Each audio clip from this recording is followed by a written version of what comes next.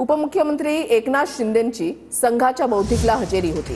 संघाशी लहानपणापासूनचं नातं आहे, माझी संघाच्या शाखेतूनच सुरुवात झाली असं एकनाथ शिंदेंनी म्हटलंय। संघ परिवार आणि शिवसेनेचे विचार एकसारखे असल्याचं शिंदेंनी म्हटलेलं आहे। तर बाळासाहेबांच्या शिवसेनेचा संबंध कधीच संघाशी आला नाही असं प्रत्युत्तर संजय राऊतांनी दिलंय।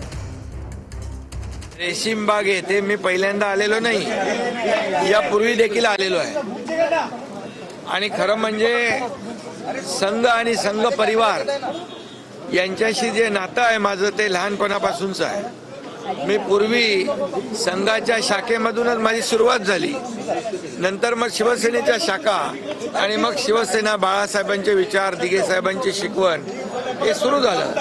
कारण संघ परिवार आणि शिवसेना यांचे विचार एकसारखे आहेत। हिंदुहृदय सम्राट शिवसेना प्रमुख बाळासाहेब ठाकरे यांचं असं मत नव्हतं। शिवसेना ही एक स्वतंत्र संघटना त्यांनी निर्माण केली, पण हिंदुहृदय सम्राटांनी स्थापन केलेल्या शिवसेनेचा संबंध कधीही राष्ट्रीय स्वयंसेवक संघाशी आला नाही, बाळासाहेबांनी येऊ दिला नाही।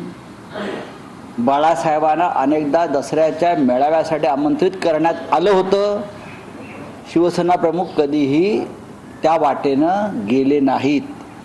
ही ऐतिहासिक गोष्ट आहे आणि याच्यावर संशोधन होणं गरजेचं आहे की ते लहानपणापासून स्वयंसेवक आस्थेमध्ये शिवसैनिक कधी झाले, याचा अर्थ ते शिवसैनिक नव्हते, याचा अर्थ ते बोगस शिवसैनिक होते। हे आता त्यांच्या तोंडाने त्यांनी उघड केलेलं आहे।